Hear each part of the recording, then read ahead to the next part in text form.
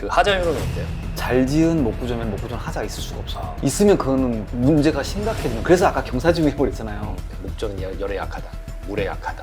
그런 거 좀 있을까요? 맞는 것 같은데? 많은데 오해는 아닌 것 같아. 이번에는 콘크리트는 뭐가 다르고 목조는 또 어떻게 다르고 뭐를 선택해야 되는지 뭐 그런 얘기를 좀 해서 집을 지을 분들이 이 정도 기초 기본은 가지고 가면은 건축가와 이야기할 때 좀 도움이 되지 않을까 싶어서 이 얘기를 한번 해보려고 그러거든요. 목조 주택과 콘크리트 주택이 무엇인지. 일단은 콘크리트는 대부분 다 알 것 같아요. 골재랑 시멘트랑 이게 물과 섞여가지고 세 가지가 섞여가지고 철근을 배근을 해서 슬래브라든지 뭐 보라든지 구조 부재를 형성해가지고 붙여서 만드는 그런 구조니까. 골조 다 들어가요? 철근? 네, 철근. 다 들어가죠. 안 들어가. 저희가 콘크리트라고 얘기하는 건 거의 철근 콘크리트 구조예요. 철근 콘크리트 구조. RC가 네. 네. 철근 레인포스트 콘크리트. 그걸 안 쓸 수가 없어요. 내진 구조이기 네. 때문에 그냥 콘크리트만으로는 저희 해결. 지푸라기라도 집어넣어야 돼.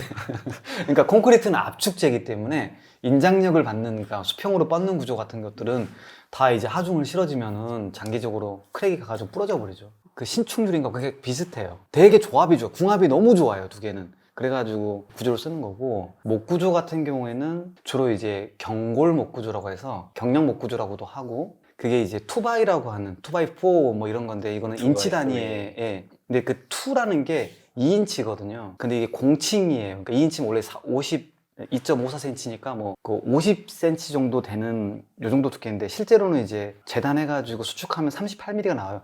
그걸 썼을 때 경골 목구조예요. 그보다가 그 단위 부재가 커지면은 한옥같이 이렇게 중목 구조 이렇게 가기도 하고, 적층 합판해가지고 CLT 이렇게 좀 돈은 좀 비싸져요. 근데 우리나라 거는 다 경골 목구조의 그 북미식 아니면 이제 미국식 이런 목구조가 있어요. 이 두 개를 말씀하시는 것 같아요. 이제. 뭐 여기 덧붙이실. 완벽합니다. 그래도 개념을 정리를 해야 될 것 같아요. 지금 얘기하는 목조 주택과 콘크리트 주택인데, 목조 주택은 경량목을 사용하는 캐나다 북미식 방식의 구조 형식인 거고요. 콘크리트는 라멘조가 아닌 벽식 구조인 경우에 또 한정해야 될 것 같아요. 라멘이 기둥. 그쵸. 기둥보가 이제 기둥보가 있는. 근데 주택도 커지면 기둥보도 쓰기도 하거든요. 그게 효율적이라고 하면. 고급 주택으로 넘어가면 라멘조가 확률이 높아질 수는 있지만, 그렇지 않으면 보통은 대부분 벽식이다. 벽식이다. 벽으로 구조가 다 해결이 돼요. 목조 주택이가 조립식으로 하는 것 같지만 실제로는 걔도 캐나다 북미식은 벽식 구조예요. 벽식 구조예요. 네. 네. 확실히 걔는 벽식 구조예요. 목조 주택하고 콘크리트 주택의 장단점이 다 각각 있을 것 같아요. 이런 장단점을 좀 알면은 좋을 것 같아서 콘크리트의 우선 장점. 철근 콘크리트가 지진에 대한 부분들, 어떤 내구성들은 좀 강한 거죠. 나중에 이제 목조 주택과 비교한다고 했을 때 이제 외부에 대한 통풍, 물에 대한 어떤 기술적인 요소가 일단 차단되는 구조니까, 기본적으로 다 이제 그 콘크리트에서 막히고 창만 뚫려 있는 구조니까 뭐 그런 부분들. 단점은 콘크리트 단점이요? 네.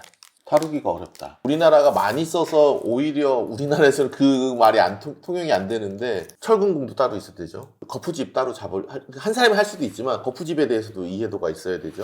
그 다음에 콘크리트 자체에서도 이해도가 있어야 되죠. 그 다음에 그걸 시공하면서 타설할 때의 노하우들이 있어야 돼요. 오히려 그것들이 더 컨트롤되기 어려워지는 것 같아요. 저는 한번 콘크리트 타설을 실패해봐서 그런지. 그러니까 이것도 있어. 그러니까 목구조는 고칠 수 있어요. 물론 이제 그것도 이제 바로 막 무조건 고치는 건 아니지만, 철근 콘크리트도 고쳐요. 다 까내고 이렇게. 그리고 철근 콘크리트는 양생. 양생. 양생 기간도 있잖아요. 네. 강도에 따라서 또 다르기도 하고. 맞아요. 네. 속도도 조절해야 되고 양생하면서 사실 컨트롤해야 돼줘야 될 게 너무 많아요. 근데 목조는 또 아니냐. 목조도 컨트롤 돼야 될 게 많은데 거의 공장 단계에서 끝나는 거예요. 가지고 와서 그치, 가져와서 조립하는 단계에서는 그 이제 조립 노하우는 다른 거지만, 현장에서 만들죠, 근데. 왜냐하면 만약에 목조를 생산하고 상품이 될 수 있는 그 경량목이 되려면, 구조목이 되려면 얘는 뭐 함수율이 얼마 이하여야 되고 어떤 수정이 이런 것들이 있는데, 이건 다 공장 단계에서 끝나잖아요. 막 이런 것도 막 외우고 있어야 돼. 19%야 이거. 목구조 설계는 다 외우고 있어야 돼. 아까 그 2x4라고 하는 자재들이 소나무랑 이렇게 몇 나무가 있는데, 걔네들은 다 이제 공업화가 돼 있어요. 그래서 우리나라에 있는 모든 목구조 자재들은 다 수입해요. 어디서 대부분 캐나다. 가져와요? 캐나다. 네. 캐나다 우드. 네, 우리 캐나다 우드인가? 네. 네네. 장사 잘해. 그쪽에서 뭐 목구조에 대한 매뉴얼 책도 이렇게 발간하고 그래요. 근데 저희 사무실도 있죠. 아마. 네네. 장점. 콘크리트랑 상대적으로 이야기한다 치면은 일단은 빠르다. 그 요새 인건비나 이제 공사비 때문에도 그렇지만 일단 빠르다. 그 다음에 조금 어떻게 보면은 고치기 쉽다. 좀 실수를 해도. 그 다음에 치수의 정확도가 상당히 높다. 치수에 대한 정확도가 상당히 높. 미리까지 맞춰요. 장점이 될 수 있는 거죠. 그렇죠. 현장에서는. 알았어요. 목수도 실제로 제가 현장 가가지고 목수들하고 이야기할 때 논의하는 치수 단위가 미리 단위예요. 3mm 오차? 이거는 콘크리트에서는 5전 정도, 5전이라고 얘기하고 50mm 정도. 그러니까 50mm 정도는 그냥 휘는 거예요. 콘크리트는 5cm 틀려도 5cm 아, 틀려도 잘하셨네요. 네, 잘하셨네요. 근데 목구조는 그렇게 틀려버리잖아요? 큰일이 나요. 철근 콘크리트 1층을 쳤을 때 마지막에 이제 벽체를 세울 때 레벨을 엄청나게, 거기에 기술력이 엄청나게 들어가요. 그래서 레벨 이걸 중요하죠. 안 잡으면은 뭐 다 틀어져요, 이거. 그쵸. 말이 안 되는 거예요. 그 다음에 이제 조금 더 시스템화돼 있어요. 그래가지고 40, 50평 주택 2주 만에 그 건물이 갑자기 서 있어요, 이렇게. 그럼 빠르다. 그래서 그게 이제 인건비나 이런 부분에서 좀 공사비가 좀 저렴할지 뭐 그런 부분. 그 다음에 가장 좀 큰 차이가 있는 부분이 좀 평지붕을 만들기가 좀 어려워요. 목구조는 일단 습에 대한 것들은 취약이기 때문에 물론 거기에 맞는 방수 공법도 나오지만 특히 우리나라에서는 되게 모험적이다. 그래서 대부분 경사지붕이 많을 거예요. 철근 콘크리트는 상대적으로 평지붕. 장단점이 특별히 의미는 없어요. 되게 알고 싶어 하는 것 같지만 그래서 뭘 하고 싶다는 결론을 내고 싶어 하겠지만 본인이 평지붕의 디자인을 원한다? 그러면 선택의 여지가 없어요. 그냥 콘크리트 가야 돼요. 아, 그런 오히려. 경우에는 네. 오히려 디자인에 영향을 더 받아. 내가 만약에 아주 지난번에도 얘기했지만 경관이 큰 거실을 원해. 그러면 콘크리트 구조에서도 라면조로 가야 돼요. 벽식으로 또 한계가 있어. 아니면 볼을 만들거나. 그러니까 목구조로 가게 되면 거기에 공학 목재라고 해서 막 쓰게 돼요. 그러면은 이제 막 엄청나게 비용도 많이 들고 이상한 이게 너무 헤비하게 되는 거예요. 콘크리트로 가면 되게 간단한 건데. 그리고 저 같은 경우는 최근에 뭐 좀 교회 교육관인데 목구조로 하게 됐어요. 그래서 막 철골을 같이 하이브리드 시킨 것도 있어요. 도저히 목구조로는 이게 너무 뭐 말도 안 되는 막 벽체구들이 나온 거기 때문에 차라리 그냥 철골을 하이브리드 시켜버린 경우가 있던 거죠. 사실은 목구조가 좀 더 어려워요. 이게 철근 콘크리트는 그래도 우리가 구조 사무실이랑 할 때 뭐 이게 부재 리스트가 넘어오게 되면 그대로 그럼 정리만 해주면 되거든요. 얘는 좀 설계할 때부터 좀 구법을 알아야 돼요. 이거는 구법을 모르면 설계할 수가 없어요. 어떻게 결구가 되고 어떻게 시스템이 작동하는지를. 철근 콘크리트는 조금 몰라도 돼. 그래서 저는 학교 때 그래도 5년제 수업 동안에 이런 목구조를 배울 수 있으면 목구조 가르쳐 주는 데가 단국대에서 수업이 하나가 있다고. 아, 그래요? 네. 강 교수님, 아니 그런 걸 어디서 알아내는 거예요? 주변에 교수님들이 있으니까. 그러면은 세부로 나눠서 질문하면은 내구성은 콘크리트가 좀 더 좋다고 봐야죠. 네. 이거 논란이 될 거예요. 캐나다 우주에서 전화 올 거야. 감사하게 받을게요. 아니. 감사하게 받을게요. 그런 식의 내구성이라기보다는 뭐 예를 들어서 가서 뭐 포크레인 가서 쳤다 아니 이렇게 뭐 했을 때 단단하게 네. 정도. 왜냐하면 그 처음에 경량 목구조를 소개하신 분이 그 땅콩집 이현욱 소장님이 하셨잖아요. 그때 100년 가는 집 얘기하면서 했는데 콘크리트보다 더 오래 갈 수 있는 집이다라고 얘기하거든요. 거기서는. 그러니까 고쳤을 수도 있고. 분명히 이유는 있어요. 그럴 뭔가 전제가도 있고. 근데 강도 자체를 따지면 나무보다 콘크리트가 세다. 이런 얘기 그렇죠, 거지. 강도다. 그런 건 거지.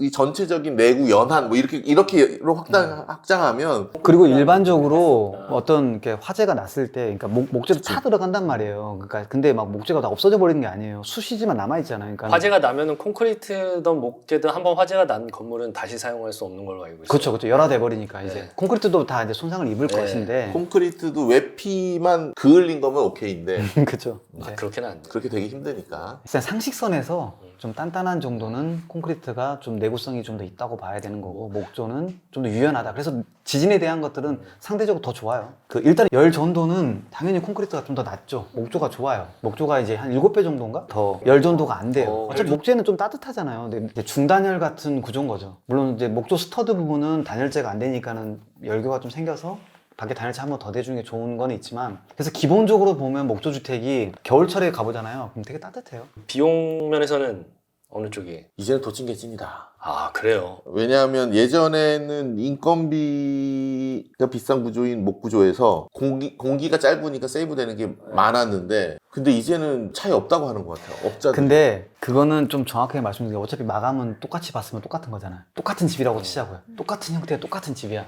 그러면은 외부 마감은 뭐 벽돌을 붙이는 게 똑같아요. 근데 목구조가 좀 더 저렴한 거는 뭐냐면은 일단은 공기가 좀 짧은 부분도 있으니까 뭐 그런 간접비도 많이 낮아지고, 목구조는 기본적으로 이 스터드라고 하는 것들이 뼈대가 쓰고 안쪽에 석고보드를 일단 붙이는 것까지가 골조거든요. 근데 석고부대는 바로 이제 페인트 마감을 할 수 있잖아요. 근데 콘크리트는 구조체까지가 있잖아요.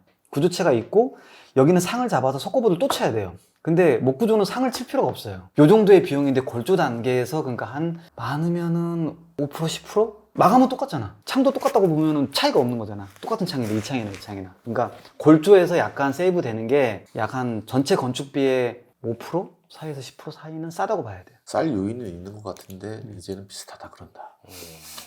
아직까지는 근데 목구조 단가를 보면 평당 받는 이제 평당이라는 게 좀 그렇긴 한데 그 자재비 아니면은 다 합해서 골조도 평당 뭐 얼마가 드는 게 있어요. 근데 목구조 평당 얼마 이렇게 해보면은 좀 차이가 많이 나요. 근데 목 구조를 주로 하시는 업체들은 다른 거 안 하고 싶어 하시잖아요. 콘크리트 안 하고 싶어 안 하시잖아요. 하지 안 하지 안 하지. 왜냐하면 예. 공정이 덜 꼬이는 것 같은데 목수들만 불러도 싹. 맞아 맞아. 그리고 현장이 되게 밝고 저 콘크리트 현장은 막 이렇게 추적추적하고 막 뭐 좀 환경이 좀 안 좋아 보이는 게 있어요. 아 나 콘크리트 저도 한 지금 60~70%는 콘크리트를 설계하는데 아무튼 콘크리트 예뻐요 저는. 너무 골조 상태가 예쁘고 좋은데 목구조 하시는 분들은 이쪽으로 올 수는 없죠. 그쪽 일이 특화돼 있으니까. 공사 기간은 당연히 목조가 짧은 거고 네네네. 이 하자라는 게 그냥 통상적인 일반 건축주들이 생각하는 그런 하자인 거예요. 뭐 디테일하게 들어간 거. 물 새거나 네, 그런 거겠죠. 예. 뭐 어디가 갈라진다거나 아니면 뭐 그런 거. 예, 그 하자율은 어때요? 잘 지은 목구조면 목구조는 하자가 있을 수가 없어요. 아. 있으면 그거는 문제가 심각해지는. 그래서 아까 경사지이라고 그랬잖아요. 빗물이 기본적으로 우리가 철근 콘크리트 주택 같은 경우도 평지붕에서 그런 부분들에서 이제 바닥에 물이 고이니까 배수를 시키면서 그런 데서 문제가 생기는 거지. 막 갑자기 막 외벽에서 뭐 특별한 경우가 아니면은 목조 주택은 짓는 과정에서 큰 문제가 없으면은 다 짓고 나서도 큰 문제가 거의 없을 수 있는데 이제 예전에 초기에 지었던 주택들은 매뉴얼로만 지었어요. 근데 이제 경주 지진 다음에 이제 내진 설계가 의무화되면서 그때부터 이제 목구조가 완전히 바뀌었어요. 그래서 내진 철물도 많이 들어가고 근데 지금은 엄청나게 들어가요. 근데 그러니까 내구성이 돼 있고 뭐 계단 같은 게 삐그덕거린다? 아니면 뭐 이렇게 소리 난다? 뭐 딱딱거린다 이런 게 있었는데 그런 부분들이 요새는 많이 잡혀 있어서 하자가 생겼어요. 그러면은 이제 그걸 보수한다고 치면은 콘크리트가 훨씬 많이 들겠죠. 둘 다 많이 들지 않나? 그래요? 뭘 뜯어내고 하려면은 아, 그건 차이가 없는 것 같아. 그거는 어떤 하자냐가 더 큰 인자지 구조적으로 누가 더 고치기 쉽다 그건 아닌 것 같아요. 제가 생각했었을 때는 뭐 벽이 금이 갔어. 그런 거면 콘크리트는 한쪽 벽을 다 무너뜨리고 다시 한다거나 뭐 그런 건데 목구조 같은 경우에는 그 일정 부분만 이렇게 어떻게 보수가 할 수 있죠? 가능한- 할 수 네. 있죠. 뭐 그렇게 생각해서 한번 물어봤었고 단열은 어때요? 아까처럼 중단열이니까 조금 더 따뜻할 수 있다. 평가가 그래요. 되게 따뜻하게 지내세요. 그러면은 한국은 경량목 구조가 더 많다고 했잖아요. 그러면 중목 구조와 경량목 구조의 차이라면은 비용 차이가 엄청나죠. 비용적인 차이에서는 그러면은 중목이 당연히 비싸지. 한 2배 정도 비싸요. 2배까지는 모르겠어요. 아무튼 비싸다. 음. 아, 그럼 콘크리트보다도 더 비싼 게 되겠네요. 그럴 수도 있어요. 근데 이제 내진 설계하면서 그거는 좀 바뀐 것 같아요. 왜냐하면 북미식 캐나다식은 매뉴얼이 있어요. 뭐 경관을 4.8m 이하 맞아요. 뭐 몇 미터 이하 뭐 시간표도 슬라브는 경관이 몇일 때는 2x10, 2x12 뭐 이렇게 자신들만의 웬만한 매뉴얼이 있어요. 그걸 쫓아서 지으면 다 지을 수 있었어요. 근데 어느 시점에서 우리가 내진 설계를 바뀌었잖아요. 이건 빌더들의 그 캐나다 매뉴얼로 해결이 안 되는 거예요. 그럼 구조 설계사들이 붙어서 설계를 해줬어요. 그러면 경량목이나 뭐나 큰 차이가 없어지게 되는 거예요. 계산할 땐 똑같아지기 때문에. 근데 현장에서 우리나라에서 중목은 공장에 제작해서 온 부재를 현장에 조립하는 거잖아요. 그런 것들이 많은데 거기서 저희 차이점은 경량목은 현장에서 건축주가 와서 방이 여기 좀 짧네요. 옆으로 밀어주세요. 이게 돼요. 벽식 구조잖아요. 그 벽체를 세워서 조립하는 거 요거를 뜯어서 이렇게 밀 수가 있어요. 어렵지만 중목은 부재를 다시 설계해야 돼요.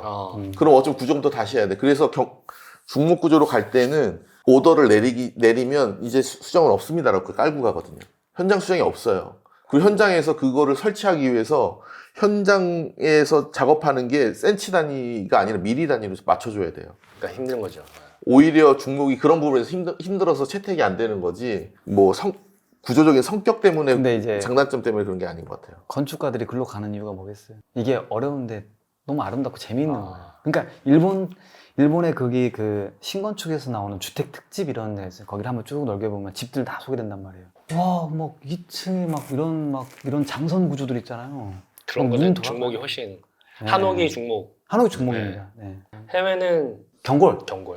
아. 경골하면 뭐 통나무 집 이런 거 아닌가? 유럽은 여기서 보면 중목과 CLT가 더 대부분 많죠. CLT 공법이 오스트리아 쪽인가 거기가 되게 발전이 잘 돼서 그게 내부 마감까지 끝내거든요. 잘하면 외부 마감까지도 끝낼 수가 있어서 CLT로도 많이 하고 중목으로. CLT라고 하는 거는 이제 그 경골은 한마디로 그 나무젓가락 같은 것들을 이어가지고 뭔가 쭉 이렇게 해가지고, 만드는 뭐 프레임을 다 만들어가지고 뭐 합판을 붙여서 이게 횡력 정하는 그런 시스템인 거고, 말 그대로 중목은 우리나라 한옥 생각하면 되는 거고, 말씀하셨던 CLT는 합판 같은 거잖아요. 적층 합판 같은 거에서 합판이 상당히 내구성 가지고 있거든요. 합판이에요. 합판이 예. 강도는 훨씬 세죠. 네, CLT에서 우리나라에서는 약간 이렇게 이 경골 다음에 중목 간 다음에 CLT가 점차적으로 선진처럼 들어오는데, 소장님이 보시기에는 이미 그거는 그쪽에서는 이제 또 그런 목재 산업이 잘 발달해 있으니까. 근데 우리나라에서 중목과 그런 것들이 덜 됐던 거는 결국에는 현장 변경이랑 가장 커요.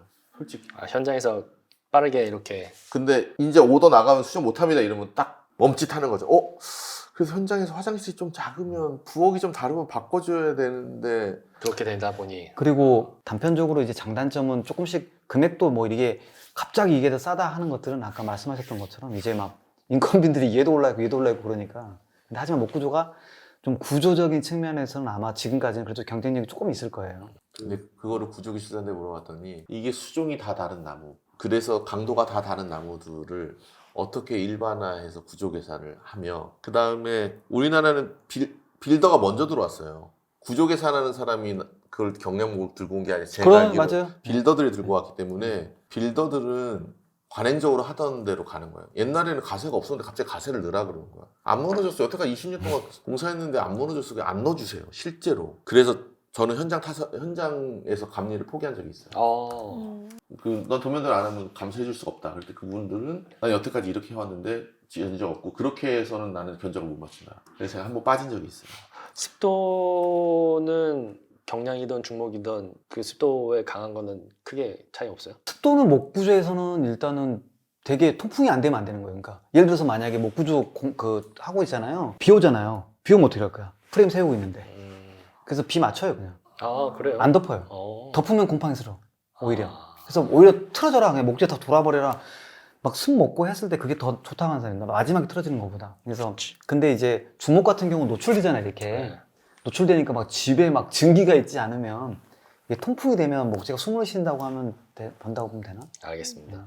어쩌면 우리가 사계절이 뚜렷하고 고온다습한 여름을 견디기엔 한옥이 맞는데 경량목 구조는 다 막아버린다 그랬잖아요. 네. 여기서부터 문제가 생겨요. 다 막았을 때 그러면 습기는 어떻게 해야 되느냐. 외부에서 습기가 많고 내부에 습기가 많으면 어떻게 해야 되냐. 우리나라는 고온다습하니까 내부의 습기를 바깥으로 배출해야 된다는 개념이 커서 구조 안에 들어가 있는 습기들에 대해서는 조금 관가하는데, 저도 관가했었고, 말 그대로 습기를 얘기한 거는 목 구조가 습기 약하다는 걸 알고 곰팡이가 생겨서 구조가 썩어버리거든요. 그게 중요한 거라서 가장 우선순위는 구조체 안에 감싸져 있는 요 안에 습기가 바깥으로 빠져나가야 되는 구조를 만들어내는 게 어려워요. 그러면서 외부에 있는 습기를 내부에 들어오는 습기를 컨트롤하기 위해서 방습층을 같이 형성해줘야 되거든요.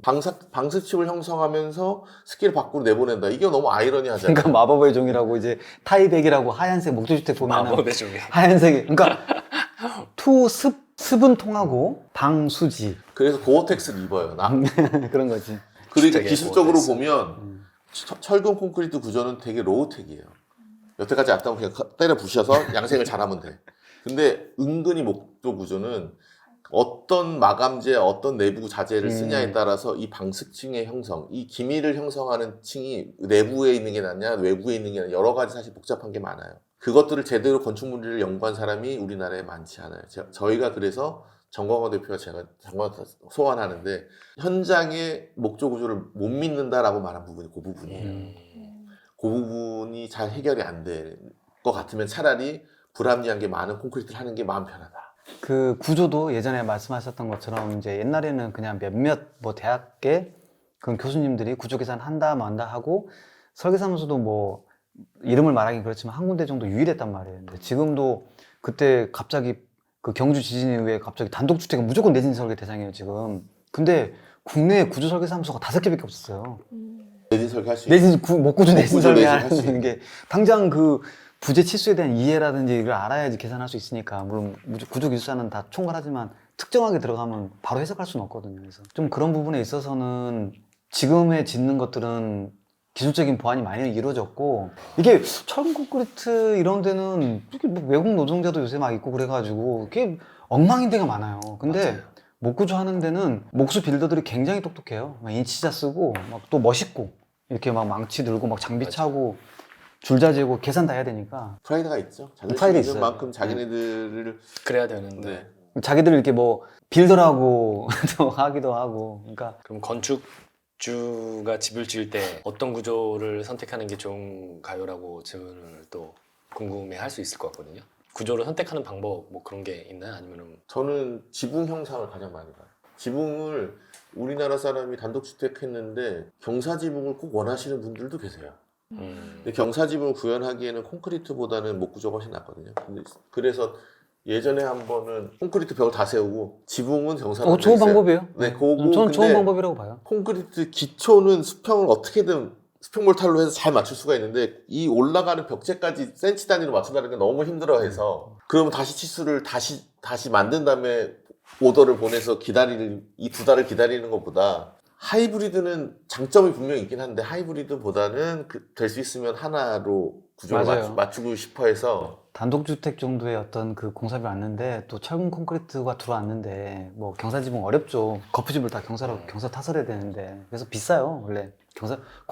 철근 콘크리트는 평지붕이 싼 거지 뭐 굳이 또 그건 또 싸다고 해서 목구조를 들어왔을 때 공정이 섞이면 뭐도 안 맞고. 채무자가 누군지 모른다고 했을 때는 그냥 하나의 시스템으로 가기를 조금 권장드리는데 그럴 때는 지붕의 형상과 경관이 가장 커요. 그 다음에 창을 내는 방식. 창을 가로로 긴 창을 내고 싶다. 그러면 그냥 콘크리트 가시자. 그치. 소장님은? 목구조를 처음에 그냥 하겠다. 설계하고 싶어요 하는 사람들은 당연히 처음부터 뭐 이론이 없이 목구조로 가고요. 그래서 이제 그때 저도 계속 공부해야 되거든요. 공부하면서 또 목구조 많이 하시는 설계사무소 소장님들한테 또 물어보기도 하고 시공 과정을 통해서 계속 이제 스터디하면서 가는 거고, 오히려 뭐 저는 뭐 스틸하우스 약간 이렇게 철골 구조로 네. 뭘 하신다는 분이 있으면 차라리 목구조로 하시죠 그래요. 아, 뭐 스틸하우스라는 어떤 그런 부분들은 이제 별도로 좀 기술력 확보돼 있지만 일반적으로 뭐 경량철 구조 이런 식으로 가려고 치면은 워낙 그 단열성도 안 좋고 열교가 심하고 그 철이 그러니까 그럴 거면 목구조로 가라 이렇게 추천해 주는 경우가 있고, 그냥 일반적으로 저는 그냥